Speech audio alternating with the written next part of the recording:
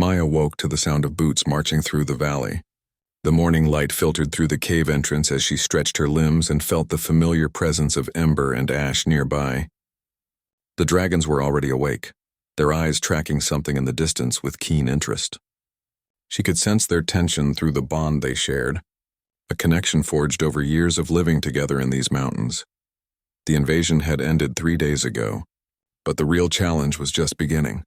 The people of Keonis needed to understand what had happened, why they were saved, and what Maya represented. She had lived her entire life in hiding, away from civilization, away from the prejudice and fear that her kind inspired. Now she had to face the very society that had rejected her. Ember growled low in his throat, a sound that vibrated through the stone beneath Maya's feet. The dragon moved to the cave entrance and peered down at the gathering crowd below. There were at least 200 people, maybe more. They had brought medical supplies, food, and even gifts. It was a stark contrast to the violence and gunfire that had filled the sky just days before. Maya stood slowly, feeling the weight of responsibility settle on her shoulders like a physical thing. Her enhanced elven physiology had allowed her to heal quickly from the battle injuries she had sustained. The small cuts and bruises that covered her body were already fading. She touched her pointed ears and took a deep breath. There was no point in delaying. She had to go down there and meet them. Ash moved close to Maya and lowered her massive head. The dragon had a wound on her left wing, a laser burn that went deep into her flesh. The medical technology available to the people of Keonis was primitive compared to what existed on other worlds, but Ash was healing well on her own. The dragons had been designed with biological redundancy and self-repair mechanisms built into their very cells. As Maya descended the winding path from her mountain cave, she could see individual faces in the crowd below. There was fear in some of them. There was wonder in others. She noticed old people and young children, all standing together in a strange mixture of curiosity and caution. A woman with gray hair and a kind face stepped forward from the crowd. This was Mayor Patricia, the leader of the closest settlement. The mayor's hands trembled slightly as she approached Maya. The elf woman could see the conflict playing out across Patricia's features. The mayor had grown up in a society that taught her to fear and hate elves, yet she now stood before the person who had saved her people from complete annihilation. It was a moment that seemed to stretch forever. When Patricia finally spoke, her voice was quiet but clear. She said that she did not understand everything that had happened, but she understood that Maya had risked her life for people who had never shown her kindness. She said that Keonis owed a debt that could never be fully repaid. More than that, she said, it was time for the lies about elves to stop. It was time for the truth to be told. Maya felt something shift inside her chest. It was not quite relief, not quite hope, but something in between. She had prepared herself for rejection, for violence, for being told to go back to the mountains and never return. Instead, she found acceptance, or at least the beginning of it. Over the next several hours, Maya spoke with the settlers about her life, about the dragons, and about the technological heritage that had been hidden away in the mountains. She explained that the genetically enhanced beings called elves were not abominations or mistakes. They were the product of careful scientific work by researchers who believed that humanity could become better, stronger, and more capable of surviving in a hostile universe. A young man named David raised his hand with questions. He wanted to know how the dragons had been created, whether they could breed, and if there might be more of them hidden in the mountains. Maya answered each question honestly. The dragons were biological machines, engineered in laboratories that no longer existed. They could not reproduce naturally, but their creators had left behind enough genetic material and blueprints to potentially create more. She did not know if there was more hidden technology, but she suspected there might be. The revelation that advanced technology existed somewhere in the mountains sent a ripple of excitement through the crowd. The people of Keonis had been struggling to rebuild their civilization with limited tools and knowledge. The loss of the ancient cities destroyed by the solar flare centuries ago meant that much of humanity's accumulated knowledge had been lost. The possibility of recovering some of that knowledge was almost too good to believe. A little girl no more than 8 years old stepped forward from behind her mother. She asked if she could touch Ember. The dragon lowered his great head, his eyes gentle despite his fearsome appearance. The child reached out with tiny hands and felt the warm scales beneath her fingers. Ember made a soft, chirping sound, almost like a purr. It was a moment of perfect innocence and acceptance that moved many of the adults watching to tears. As the day wore on, Maya began to see the shape of a new future taking form. The people were starting to understand that they had been wrong about elves, that the hatred and prejudice had been based on fear and ignorance rather than any real danger. She could see it in their eyes, the moment when old certainties began to crumble and new understanding took their place. But not everyone in the crowd was happy with these developments. A man named George pushed his way forward, his face red with anger. He shouted that elves were still abominations, that accepting them would corrupt Keonis and lead to the destruction of human purity. He demanded that Maya be taken into custody, along with the dragons, and tried for all the damage the invasion had caused. The crowd reacted with shock and disapproval. Many people turned on George, telling him that he was a fool, that he was allowing old hatreds to blind him to reality. But there were others who nodded in agreement with him, who looked at Maya and the dragons with suspicion and fear. It was clear that acceptance would not come easily or quickly to everyone. Mayor Patricia stepped forward and spoke firmly. She said that George was free to hold whatever beliefs he wanted, but that Keonis would not return to the dark days of persecution and hatred. She announced that a new council would be formed to govern the people of Keonis, and that this council would include representatives from all communities, including elves. She looked directly at Maya and asked if she would accept a position on the council. Maya felt the weight of the moment. This was more than she had ever asked for, more than she had dreamed possible. She had never wanted power or position. She had only wanted to survive and perhaps to find a place where she belonged. But she understood that refusing would be a form of abandonment. The people of Keonis needed someone who understood the old technology, who could help guide them toward a better future, and who could bridge the gap between human and elf communities. She nodded slowly and said yes. She would serve on the council, but she would also need to continue her bond with Ember and Ash. The dragons were not just her companions, they were guardians of this world, and they would need to continue their role in protecting Keonis from future threats. As the sun began to set, painting the sky in shades of orange and purple, Maya stood on a small hill overlooking the gathered people. Ember and Ash stood beside her, their great heads held high. She realized that her life had changed forever in just a few days. The girl who had lived in hiding was now stepping into a position of leadership and responsibility. It was terrifying and exhilarating all at once. George and his followers slowly moved away from the gathering, disappearing into the shadows. There would be opposition and challenges ahead, but for now there was hope. For now, there was the possibility of something better than what had come before. Maya looked at her dragons, and they looked back at her with loyalty and trust that had been built over years of shared survival and hardship. Whatever came next, they would face it together. The ancient laboratory lay hidden beneath 1,000 years of rock and sediment. Maya led a small expedition of scientists and engineers deep into the mountains, following a map that Helena had given her long ago. The passages twisted and turned through stone corridors that had never seen sunlight in living memory. Ember and Ash moved carefully through the tunnels, their large bodies barely fitting in some of the narrower sections. The team behind her consisted of 5 people chosen by the new council. There was Dr. Marcus, an elderly man with white hair, who had spent his entire life studying the remnants of the old civilization. There was Sarah, an engineer with a keen mind for understanding machinery and complex systems. There was also Tom, a former soldier who had been chosen to help with security.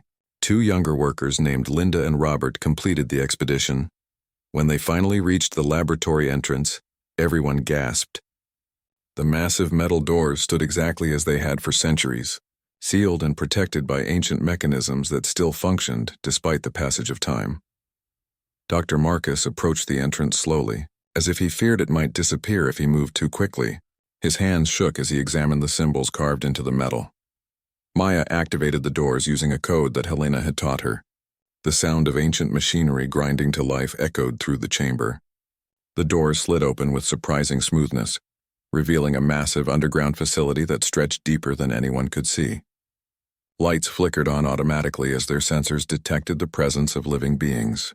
The facility was revealing itself to them, awakening from a long sleep.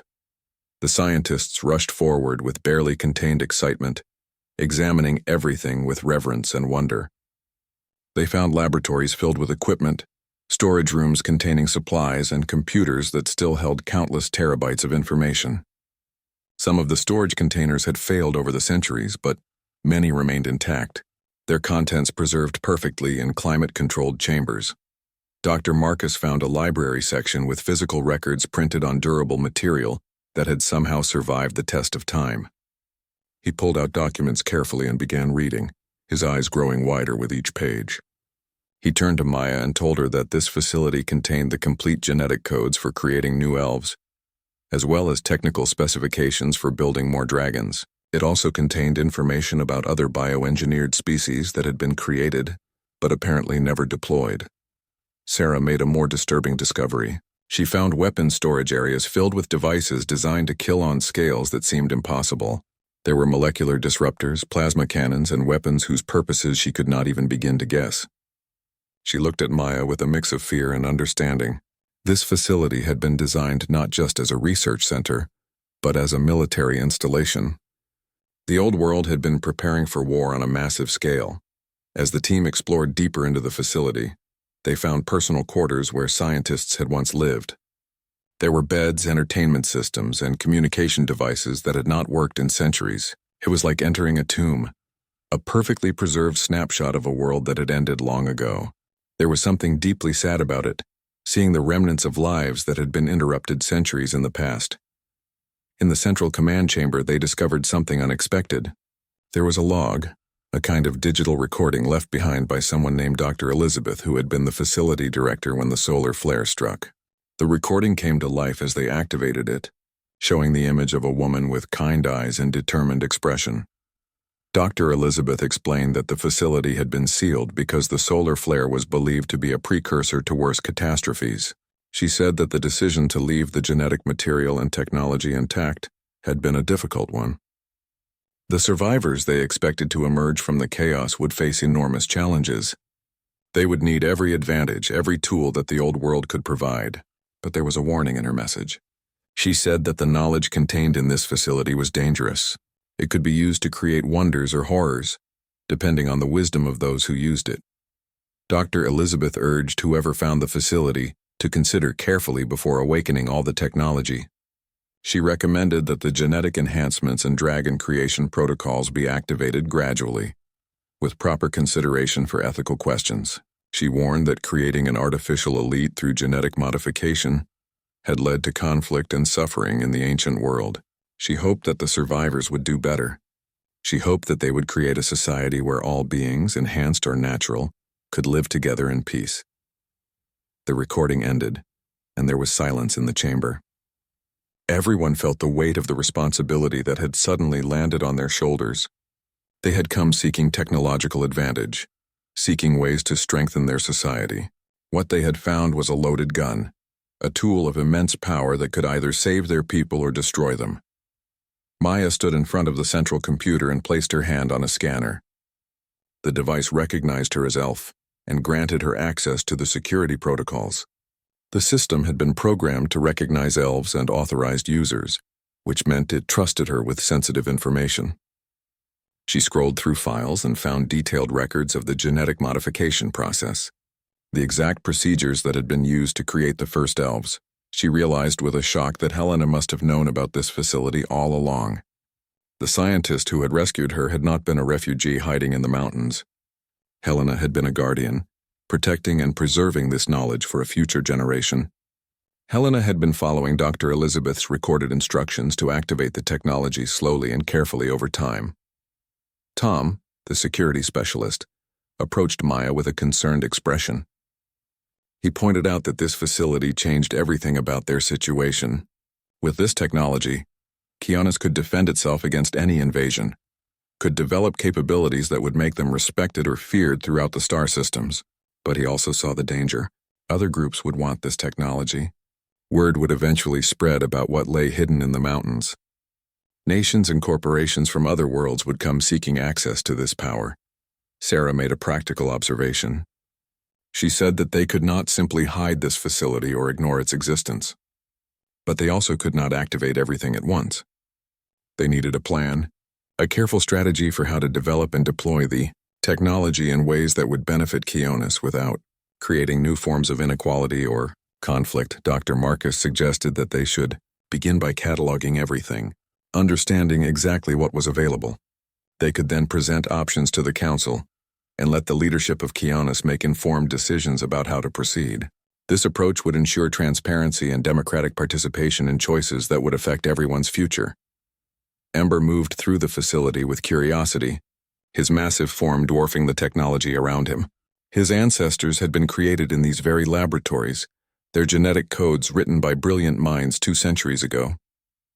In a strange way, Ember was examining his own origins, learning about the world that had made him possible. Ash approached Maya and made a soft sound, almost like a question.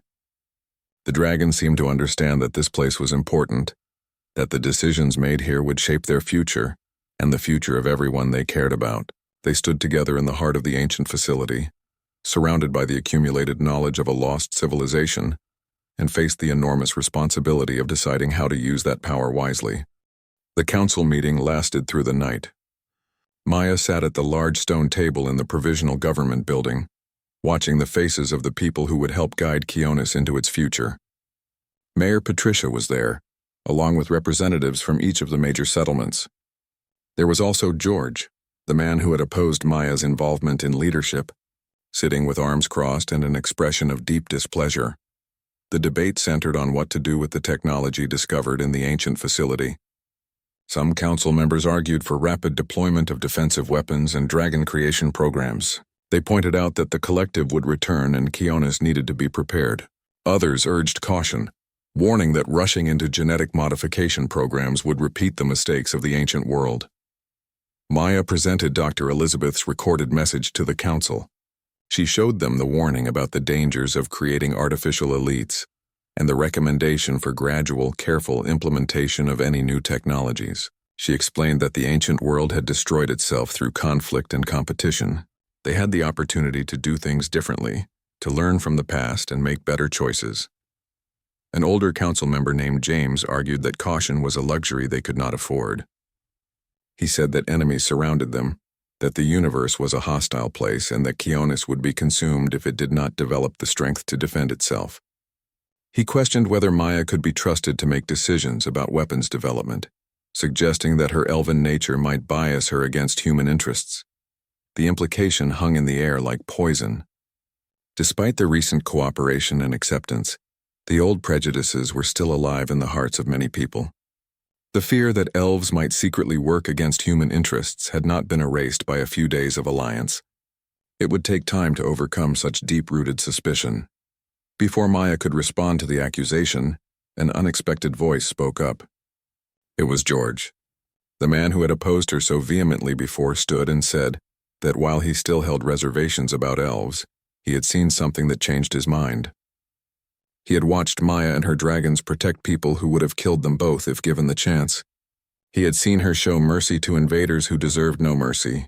He said that if there was anyone on Kionis who could be trusted with dangerous weapons, it was someone who possessed that kind of restraint and compassion. The statement from George created a moment of shocked silence. His followers, who had gathered around him, began to look uncertain. If their leader could change his mind, perhaps they could too. The council began to shift its position subtly. Instead of debating whether to trust Maya, they started discussing how to wisely manage the technology. Patricia proposed that a separate council be created just for the facility, with representatives from human and elf communities working together. The facility would be developed gradually, with each step carefully reviewed and approved by the full government. Weapons would only be created if there was clear evidence of immediate threat. The creation of new elves would be approached with extreme caution, and only if genetic modification could be proven completely safe and voluntary. The debate continued through the night, but slowly a consensus emerged. Kionis would develop its technological capabilities, but would do so with restraint and wisdom. The facility would become a symbol not of militaristic power, but of cooperation between different peoples working toward a common future. In the weeks that followed, the facility became a hub of activity. Scientists and engineers worked to restore the ancient systems and understand the technology that had been preserved for them. Maya spent much of her time there, working with Dr. Marcus to understand the genetic databases and the dragon creation protocols. Ember and Ash provided valuable assistance, as their advanced biology helped scientists understand how genetic modification actually worked. The first challenge came when they attempted to revive an ancient computer system that had been dormant for 2 centuries. When the system activated, it displayed a security warning. It contained protocols for a biological weapon that had been deemed too dangerous to deploy, even in the ancient world. The database suggested that the weapon could target specific genetic markers, potentially killing all members of a particular species while leaving others untouched. Sarah made the difficult decision to permanently delete the weapon protocols. She argued that having such technology available was too great a temptation. Some future leader might be tempted to use it if facing existential threat. Better to remove the option entirely, to erase knowledge of how to create such horrors. The council unanimously supported her decision, and the weapon protocols were destroyed. More positive discoveries followed. They found medical technology that could cure diseases that had been plaguing Keonis for generations. They found agricultural information that could dramatically increase crop yields and feed more people.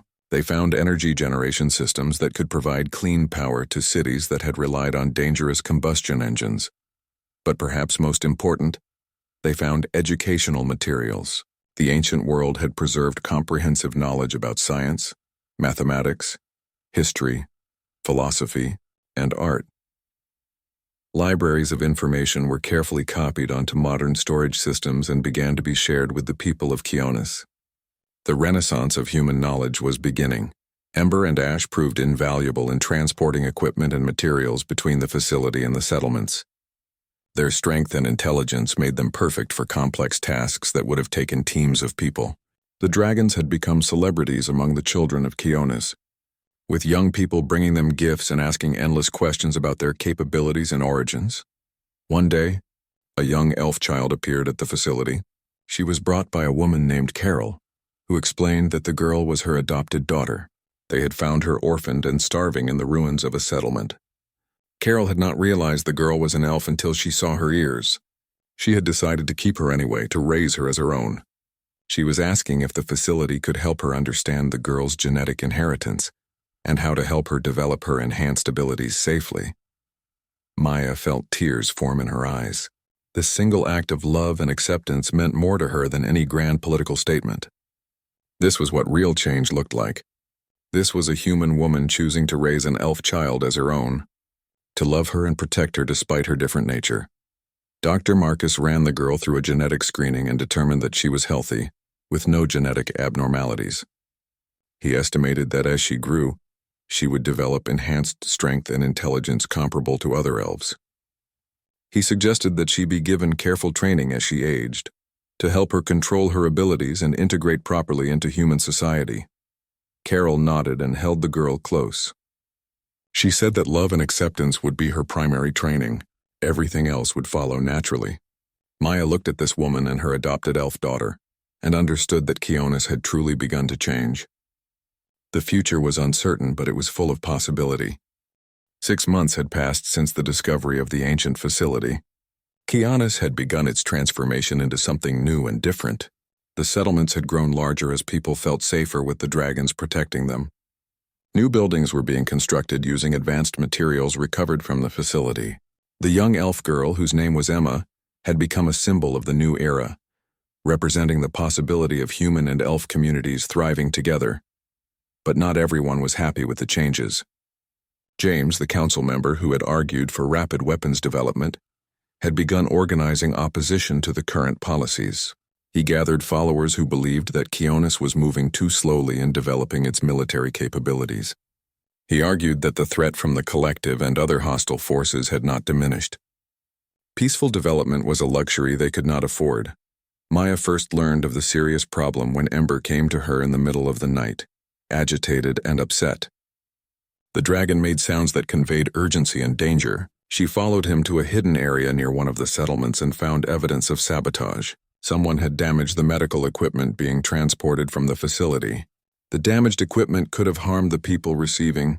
Treatment investigation revealed that James's followers had been systematically interfering with projects that would improve people's lives but not their military capabilities. They damaged agricultural equipment, spoiled medical supplies, and stole research notes about defense systems. Their goal was to create desperation and fear, to convince the people that only rapid militarization could save them. Maya brought this evidence to the council, but James denied everything. He argued that his people were simply trying to redirect resources toward genuine security concerns. He suggested that the evidence against him had been fabricated to eliminate political opposition. Several council members seemed to accept his arguments, or at least were unwilling to directly confront him. The situation came to a head when a medical convoy was attacked by James's followers. 2 people were killed and several others were injured. The convoy was carrying crucial supplies to a settlement in the northern mountains. Dr. Sarah was one of the injured, and she nearly died before reaching the facility for treatment. Maya felt a rage that she had never experienced before. This was not about politics or differing opinions. This was murder. This was deliberate harm to people who were trying to help their communities. She wanted to respond with violence, to use her enhanced abilities and her dragons to punish those who had committed this crime. But Ash seemed to sense her intention. The dragon approached her and lowered her head, making a soft sound that was almost a whimper. Through their bond, Maya felt the dragon's concern for her fear that Maya was about to do something that would damage her own soul. Ember joined Ash, and both dragons surrounded Maya with their physical presence, preventing her from leaving the facility. It was a moment of clarity. If she responded to violence with violence, if she used her power to punish those who opposed her, she would become exactly what the prejudiced people of Keonis feared. She would become a tyrant, using her strength to enforce her will rather than allowing the democratic process to work. Instead, Maya made a difficult decision. She agreed to testify publicly about the evidence of sabotage, but she refused to participate in the arrest or trial of James's followers. She insisted that the justice system handle the matter, even though she knew that justice might not be served. She believed that this was the only way to prove that elves and enhanced beings could be trusted with power, that they would not abuse it despite being capable of doing so. The trial was long and complicated. James's followers had been careful to cover their tracks, and not all of them could be definitively proven guilty. But enough evidence accumulated to convince the council and the people of Keonis that sabotage had occurred. Several of James's closest allies were arrested and imprisoned. James himself was stripped of his council position, though he was not arrested, as there was insufficient evidence of his direct involvement in the attacks. The experience left the people of Keonis changed. They realized that their society was fragile, that it would take constant effort and vigilance to maintain peace and cooperation. But it also strengthened their commitment to building something better. The attempted sabotage had revealed that change, real and meaningful change, was possible. It required sacrifice and determination, but it was not impossible. In the aftermath, Emma asked Maya a difficult question. The young elf girl, who was growing into her enhanced abilities, asked whether it was worth it.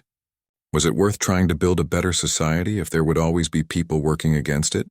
Always be prejudice and fear to overcome? Maya took time to consider the question carefully.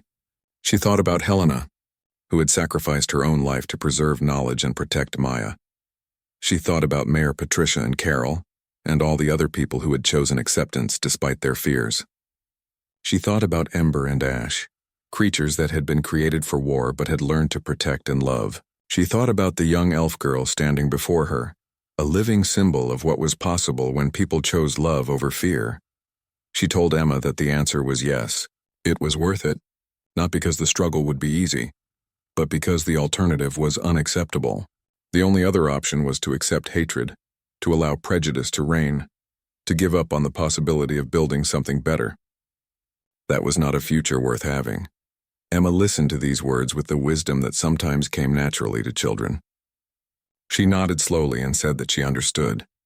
She wanted to help build this better future, to use her abilities not for war but for creation and compassion. Ember and Ash, who had been present for this conversation, made sounds of approval. The dragons seemed to understand that the crisis had passed, that they were moving forward into a new phase of their journey.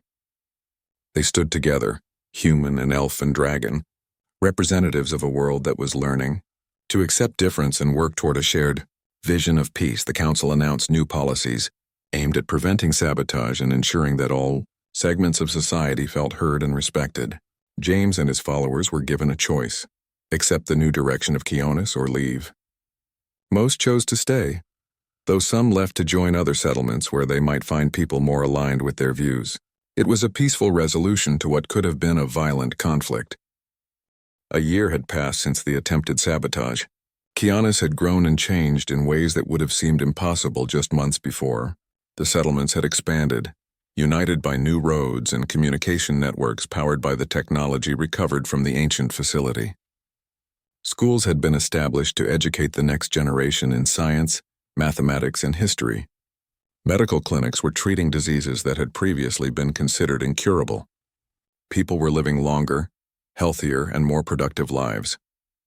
Maya stood on the observation deck of what was being called the Research Center, the new official name for the ancient facility. The facility had been carefully opened to select researchers and engineers from multiple settlements. Knowledge was being shared and developed collaboratively. Projects that would have taken years in isolation were now progressing rapidly with combined expertise and resources. But the most significant change was social. Children of different communities played together without regard for whether they were born enhanced or natural humans. The distinction was becoming less important as people learned to value individuals for their character and contributions rather than their genetic heritage. Intermarriage between human and elf communities was becoming more common. The fear that had previously dominated society was slowly being replaced by curiosity and acceptance. Emma, now a young woman of 13, had become a bridge between communities. She had maintained her connection with Carol while also learning from Maya and other elves about their heritage and abilities. She represented the possibility of a truly integrated society, where being different was seen as an asset rather than a threat. She had chosen to work with the agricultural projects, using her enhanced strength and intellect to develop new farming techniques that could feed more people with fewer resources. Dr. Marcus had become the director of the research center, overseen by a council that included both human and elf representatives. The elderly scientist had found a new purpose in his advanced years, leading humanity's rediscovery of the knowledge that had been lost during the Dark Centuries. He spent his days examining ancient records, understanding the science of genetic modification, and ensuring that every discovery was applied responsibly. One day, Dr. Marcus came to Maya with an unusual request.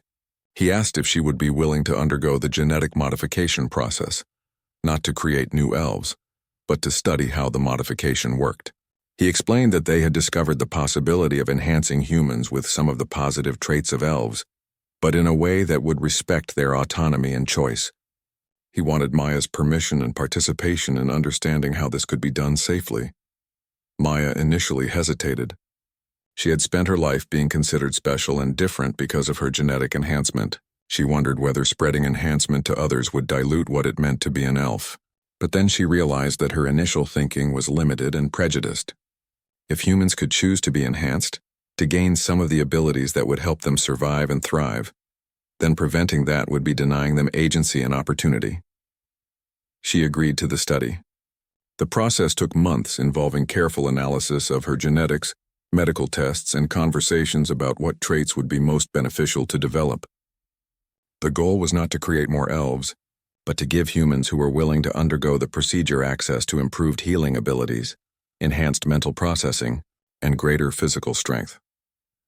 The first volunteer to undergo the enhancement procedure was Carol, Emma's adoptive mother. She had spent a year thinking about whether she wanted to take this step. She had decided that she wanted to be able to better understand Emma as she grew into her full elven abilities. She wanted to share experiences with her adopted daughter, rather than remaining perpetually limited compared to Emma's enhanced capabilities. The procedure was successful. Carol recovered well, and within weeks she began to notice the changes. Her mind was sharper, her body more capable. She found that she could engage with advanced scientific concepts more easily. She could keep up physically with Emma in ways that would have been impossible before. Most importantly, she reported feeling more connected to Emma, as if they were now truly family, not just by choice but by shared biology. Other people began to volunteer for enhancement. They came from different settlements, different backgrounds, different beliefs. Some sought physical enhancement, others mental improvement. Still others wanted healing capabilities to help others. The research center carefully screened each volunteer to ensure they were making an informed choice without coercion or pressure. Those who were enhanced were monitored to ensure no negative side effects developed. Ember and Ash had aged gracefully over the past year. Their wounds from the battle had healed completely, leaving only faint scars that made them look even more impressive. They had become the face of cooperation between dragons and humans, appearing in public ceremonies and educational programs. Children learned to ride on their backs, carefully supervised and with proper safety measures. The dragons seemed to enjoy these interactions. They were intelligent enough to understand that they were helping shape a new generation's attitudes about enhanced beings. One evening, Maya sat with Ember on the cliff overlooking the valley. The same cliff where this all had begun, where she had first stood watching the invasion that would change everything. From this vantage point, she could see lights from multiple settlements twinkling in the gathering darkness. She could see movement on the roads, people traveling between communities working together on shared projects. She could see the physical evidence of a society that was learning to accept difference and work toward common goals. Ember made a soft sound, almost like contentment. The dragon had survived war, had endured prejudice and fear, and had ultimately helped create a world where his existence was accepted and valued.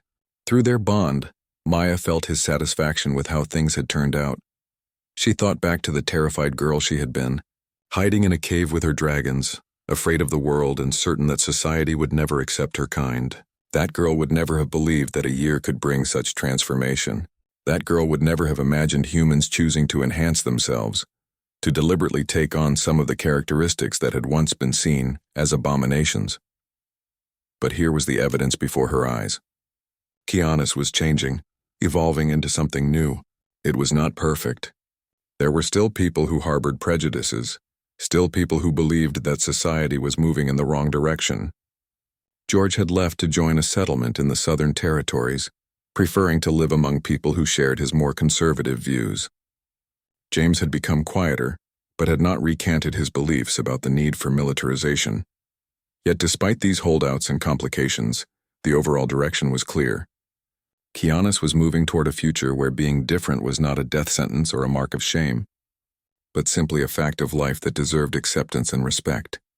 Ash joined them on the cliff, lowering her massive body to rest beside Maya. The three companions sat together as night fell completely, stars beginning to appear in the sky above. They had come through fire and conflict, through prejudice and fear, through difficult decisions and painful sacrifices. They had emerged on the other side not unchanged but stronger and more resilient. Maya thought about the lessons of the past year. She thought about how change was possible but required constant effort. She thought about how society could learn and grow if given the opportunity. She thought about how the choices of individuals could ripple outward, affecting entire communities and shaping the course of civilization. She placed her hand on Ember's warm scales and felt the dragon's contentment flow through their bond. She knew that challenges would come again. The collective or some other threat would eventually return. There would be setbacks and disappointments. But now there was hope. Now there was proof that a better world was possible. Now there was a foundation on which to build something lasting and beautiful. The age of hiding was truly over. The age of cooperation and acceptance was just beginning.